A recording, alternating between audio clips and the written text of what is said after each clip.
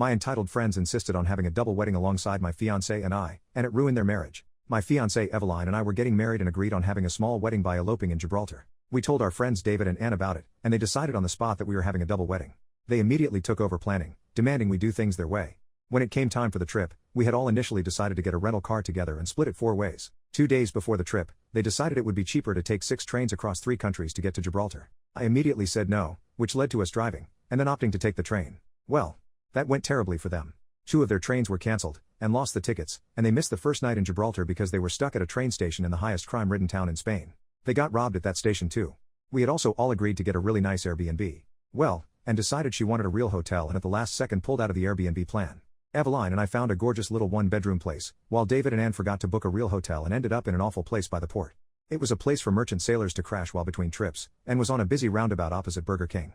It was also more expensive than our place and they got no sleep because of the sailors. The night before the wedding we met for dinner. At some point David signaled to the restaurant host, and the lady came over with a VIP bucket with champagne on ice. She popped the cork and gave it to David, who handed it to Ann saying just like the one I gave you in New York baby. It was supposed to be a romantic moment, but Ann refused to accept it. The host awkwardly poured 2 glasses of champagne, and David pressured Ann into taking a sip. When she did she spat it out, announcing loudly, "I hate it."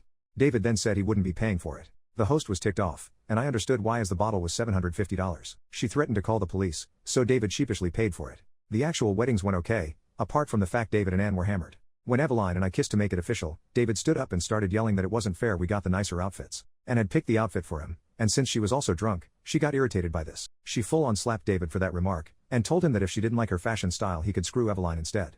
Of course this made me mad, but I didn't even have to say anything as David then stood up and told her to go F yourself. He then stormed away, but not before tripping over his shoelaces and stumbling into a table full of cupcakes, getting cream all over his suit.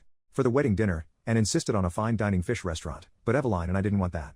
Ann was really insisting on this fish restaurant, so we decided not to meet up. Eveline and I went to the best steakhouse in Gibraltar. We had a great time, and after dinner at around 8 p.m. David and Ann messaged us, "Where are you?" Turns out Ann forgot to make reservations, and the fish restaurant was fully booked when they arrived. They ended up taking a store-bought cake back to their sailor hotel and eating it with their credit cards because they didn't have cutlery in their room. The next day, they had a huge fight because David decided to cakeface Ann in the lobby of their hotel. Turns out he bought a second cake just for that.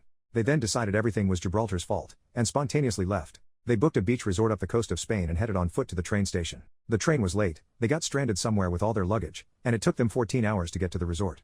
They arrived at 11 p.m. and were checking out the next morning. They also got stranded again on the way home, lost half their luggage, and decided to take a break from each other for a month.